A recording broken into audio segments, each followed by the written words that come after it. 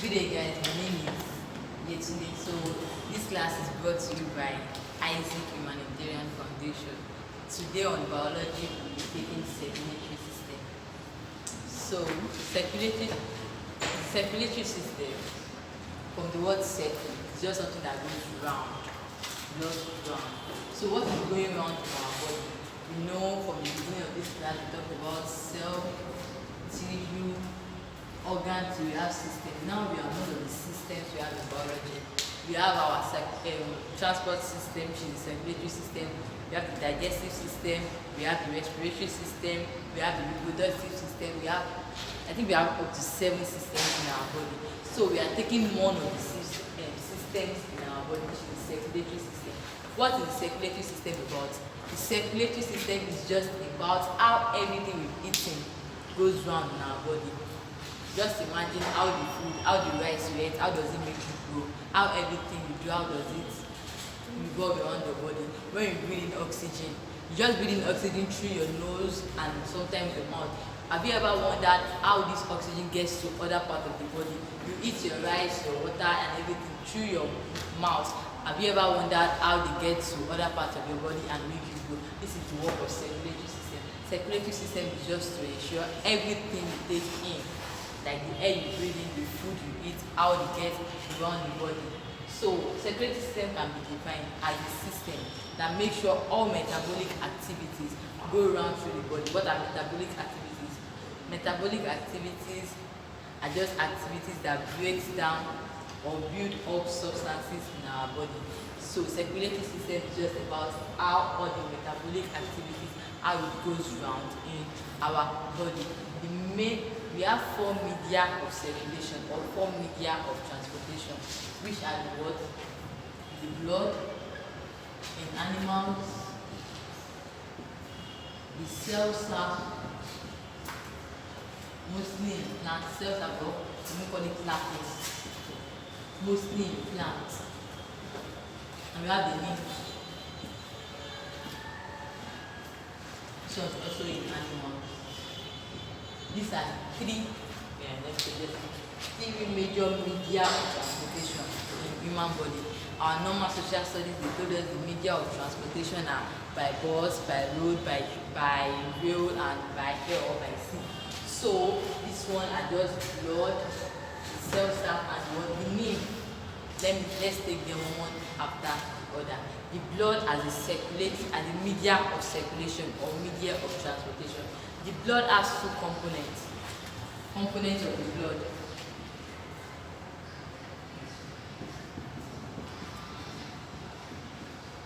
It has the cellular component and the blood plasma. So this cellular component is divided into 3. Where we have the RBC, which you know as the red blood cells, the WBC, which you know as the white blood cell, and the platelets. Platelets, yes, we have. You said we are talking about the blood first because the blood is present in animals. So we have to talk about how blood acts as a way of transporting food, transporting oxygen, and transporting other materials in our body. So blood is divided into 2 components: the cellular component and what? Blood plasma. The cellular component is then divided into red blood cell, white blood cell, and what? Blood platelets. The red blood cell is also known as erythrocyte. The white blood cell is known as what? Leukocyte. And the blood platelet is also called what? Thrombocyte.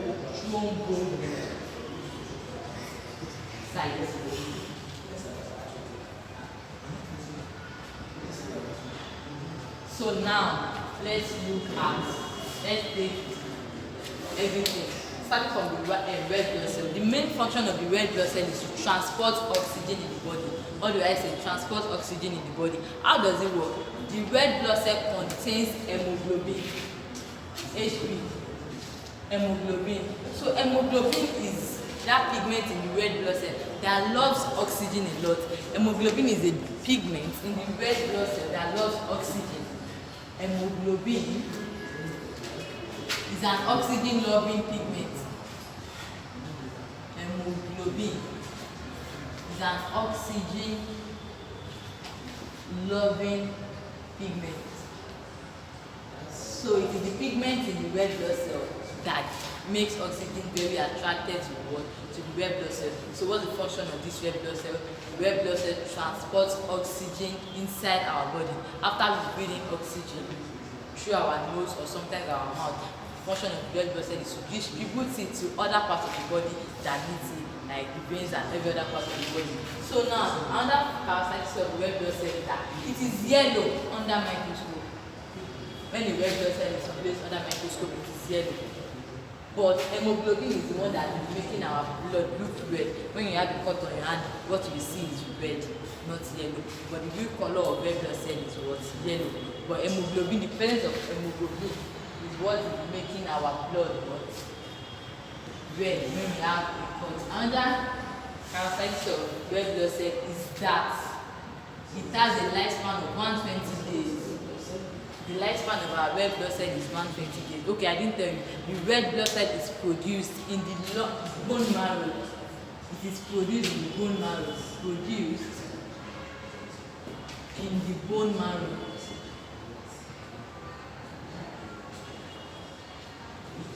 Or liver. But mostly it is produced in bone marrow. Bone marrow of long bones. The long bones in our body, they are bone marrow and the one that produces what? Red blood cells. So after these red blood cells have been produced, their lifespan is 120 days. I think 120 days should be 3 months. So after 3 months, every 3 months you need to use a blood tonic because the red blood cell does what? It gets tired and that is the life. It dies after 120 days in short. So after 120 days, you need to take some supplements and replace it. Another thing about our red blood cell is that it does not have nucleus. Absent of nucleus.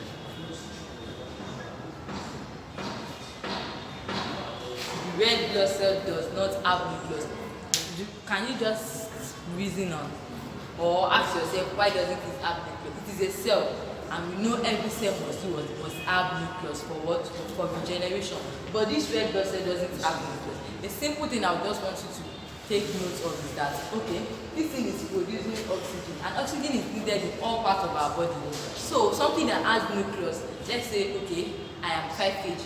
And I have another person that has a weight of like 50 kg. If we are asked to run from here to the other end, what will happen? I will run faster than the person because of what? Because my weight is more. My mass is lesser and the person's mass is higher. So because of this absence of nucleus, it makes the mass of red blood cell lesser. So it can go very well and it can move fast to all parts of our body to transport oxygen. If red blood cell is something that is fat, it won't move fast before we breathe in oxygen through our nose. Before it even get to our legs, it will have been tired. But let's just use that tactic to get it that why red blood cell doesn't have nucleus is that it's the one transporting blood into all parts of the body.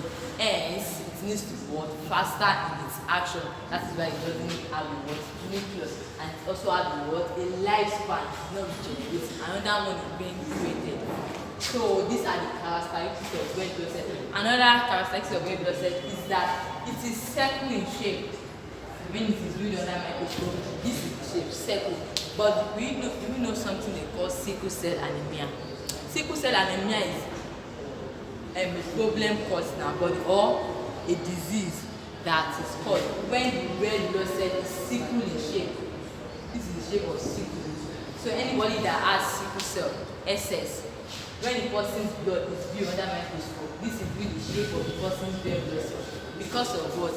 Because there is a break here which has made the cell not run again. Sickle. Now let's imagine, why do sickle cell patients, why do they get tired? Why do they get sick every time? It is because this is a normal, okay, let's say we have a basket. I put water in the basket, one basket, and the second one. Okay, this is our first basket. It's covered, the container is nice, nothing is leaking. There is water, and I have this other basket. It is leaking, or a part of it is broken. So, someone that has sickle cell, the person's red blood cell, a part of it is broken. The oxygen that needs to be transported from one place to another before it even gets to the leg, because it is broken, you won't even be able to carry the oxygen. I think you understand. When you have water in a bucket that is very nice, taking it anywhere, nothing will spill. But when you have a broken plastic, you pour water in it, before you get anywhere you are going, the water will, before you get to your destination, half of the water has poured away. So that's just because sickle cell and the normal cell. The normal cell, the cell will carry oxygen, transport oxygen, nothing is wasting. But someone that has a sickle cell, a part of the cell is broken. So before the oxygen gets to them, and that's why they get tired of, because the oxygen is not even getting to the right places they are supposed to get because of the sickle shape of their cell. So that is why it is called sickle cell anemia, because the shape of their red blood cell is sickle. This red blood cell is, I just say, predominantly the main cell in our body, because it is the one that, it is numerous, yes, it is very numerous, because it is the one that transports oxygen, and we know how important oxygen is. So something that is numerous, but just imagine it broken, person won't be very efficient. Don't forget that maybe that one of the characteristics of our red blood cell is that it is yellow color. The color is yellow. It is the presence of hemoglobin that makes our blood red when we have a cut, and what we see is red. Another thing is that it is produced in the what? Long bone marrow. Bone marrow of what? Long bones. And also in the liver. The liver has a characteristic of producing blood, and also when it gets to the time that this red blood cell, after 120 days, it is also the one that destroys the red blood cell. That is the way the liver does. The liver is one of the organs that produce blood for us, and when the lifespan of the blood gets to the stage it's supposed to die, it is also the same liver that will destroy this red blood cell. And also, don't forget, absent of nucleus, you might be asked in the exam, characteristics of what? Red blood cell. Please don't forget to include, first, it does not have nucleus because of it has to run, so it does not have nucleus to supply oxygen. Second, it is produced in the liver. Third one, the shape, the color is what? The color is yellow. And third, the shape is what? Round. And it has a lifespan of what? 120 days. So now let's move to the next, which is the what? WBC. You can just have that short form, which is what? White blood cell. White blood cell. I'll use WBC because writing white blood cell is very long. I said white blood cell is also called leukocytes. So, and don't forget something about the red blood cell. When you get to labs or when you get to higher classes, they won't tell you red blood cell anymore. They will tell you erythrocyte.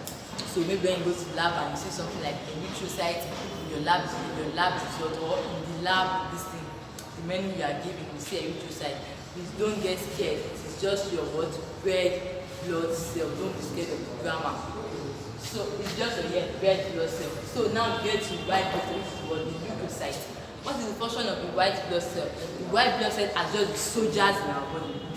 What is the function of soldiers? The ones fighting Boko Haram for us. They didn't let them to invade us, even though they are fighting in some communities. But they didn't let them get to us here. We've just been hearing of Boko Haram, but we've never seen them. Who are those preventing us from seeing them? It is what? The soldiers. Same thing as the white blood cell in our body. The white blood cell is just to do what? To prevent our body against all form of sickness, to fight anything, any foreign agents coming into the body, to fight it is the function of the what? White blood cell. So the white blood cell has nucleus, one of the characteristics. One,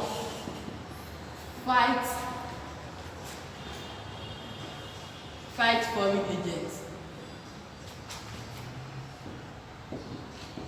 Second one, it has nucleus, please don't forget.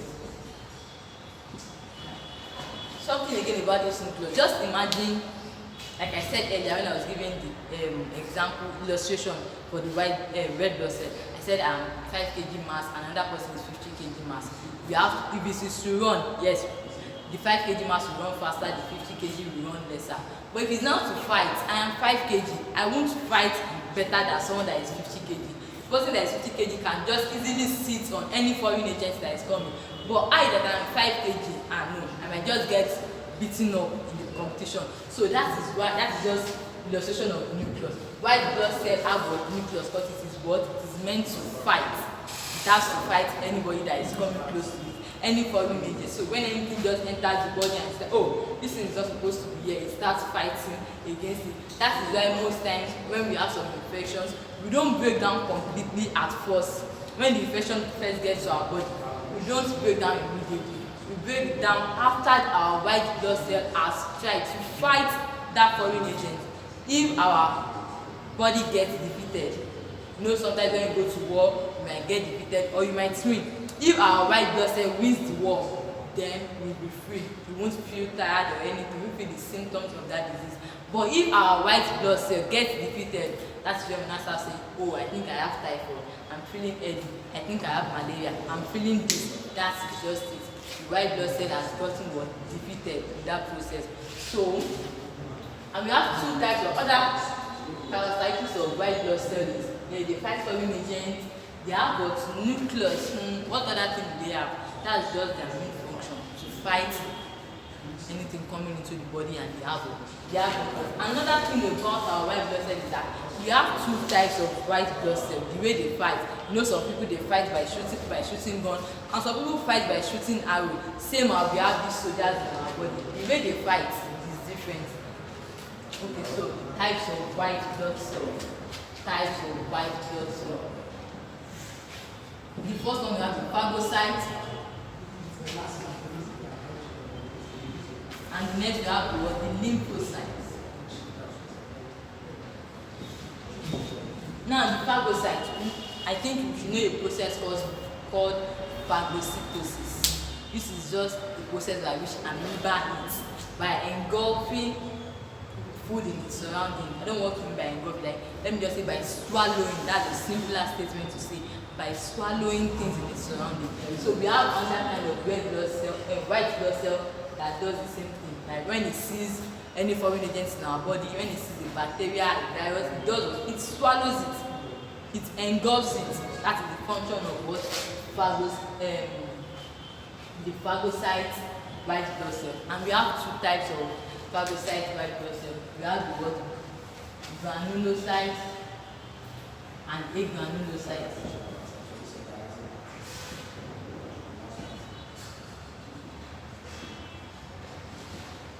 The granulocytes are the ones with cytoplasmic granules. When we check on our cell, organelles of the cell, we know what cytoplasmic granules mean. And the agranulocyte is the ones without what? Cytoplasmic granules. When you see A in any word in biology, it means without. So granulocyte is with cytoplasmic granules. So why the agranulocyte is without cytoplasmic granules. So next we move to lymphocyte. This lymphocyte is divided into 5. These are the ones that they don't do anything. What they just do is they will just secrete the substance in their body to the disease. They secrete a substance in their body to just kill the disease. Like, okay, what example can I give? Maybe someone that pours water, instead of their own method of fighting is just like pouring water on you, pouring hot water on someone. That's their own method of fighting. Their own method is by secreting substances in their body to put on the disease so that the disease will die. We have one antitoxin. Antitoxin secretes toxin to the body of any foreign agent. We have the basophil. We have the basophil. We have the opsonine.